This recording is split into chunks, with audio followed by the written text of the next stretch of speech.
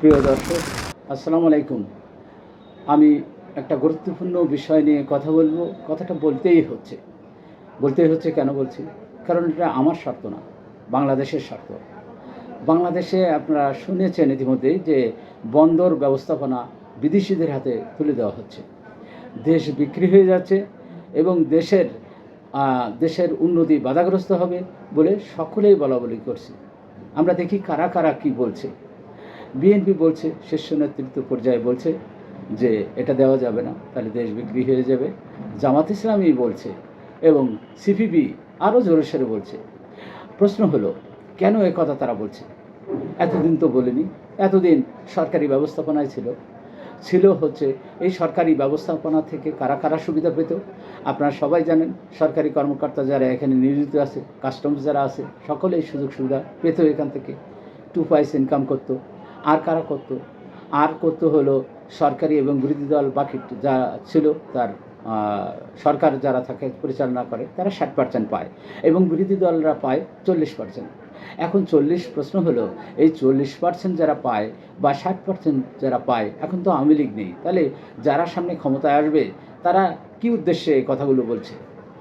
যদি বিদেশিদের তত্ত্বাবধানে যায়, যদি আন্তর্জাতিক কোনো কোম্পানি এটাকে তারা নিয়ে নেয়, তারা পরিচালনা করে, তাহলে কারা পাবে এই অংশটা? এই যে লুটপাটের অংশ, এটা কারা পাবে? এরা কেউ পাবে না। দেশের উন্নতি হবে, দেশের তহবিলে জমা হবে, আর যারা কাজ করছে তারা দুর্নীতি মুক্ত থাকবে। সেটা তাদের কন্ট্রাকচুয়াল মানি হিসাবে জমা হবে এবং সেখান থেকেও বাংলাদেশ টাকা পাবে। একটা দেশের উন্নতি, একটা দেশের জাতীয় প্রবৃদ্ধি, অর্থনৈতিক উন্নয়ন সকল কিছুই বন্দরের উপর অনেক অংশে নির্ভর করে। তার প্রবৃদ্ধি ঘটবে কিনা, জিনিসপত্রের দাম কী হবে, সেখানে চাঁদার পরিমাণের উপরে নির্ভর করে। যদি চাঁদার পরিমাণ কম হয় তাহলে যে সব দ্রব্য আমদানি রপ্তানি হয় সবতে তার দাম কমে যাবে। তাতে দেশের জনগণের উন্নতি হবে, তাদের অর্থনৈতিক প্রবৃদ্ধি বৃদ্ধি পাবে। এই প্রক্রিয়ায় বাধাগ্রস্ত করার চেষ্টা করছে কারা? যারা রাজনীতি করেন। আমাদের দেশে যারা রাজনীতিকরা যারা করেন তাদের সততা সবচেয়ে আগে দরকার। তারা যাতে দুর্নীতিতে না জড়ায়, তারা দেশকে স্বৈরাচারিক শাসনে পরিণত না করে, তার জন্যে আসলে আমাদের ভালো লোক খুব প্রয়োজন আছে। কিন্তু আমরা কি দেখতে পাচ্ছি? এখন তারা ক্ষমতায় নেই, ক্ষমতা দুদিন পরে তারা ক্ষমতায় আসবে, অথচ তারা ভবিষ্যৎ ক্ষমতায় গিয়ে তারা কি করবে তার প্রতিফলন আমরা কি ইঙ্গিত পাই না ভবিষ্যতের?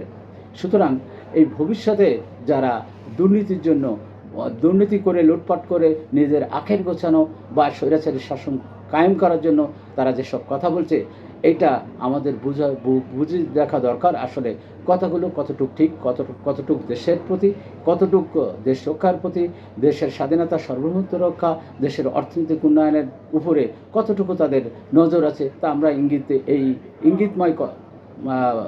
ইঙ্গিতময় বিরোধিতা থেকে আমরা বুঝতে পারি। সুতরাং আমাদেরকে নজর দিতে হবে। আপনারা বিষয়টা আরও স্পষ্ট করি।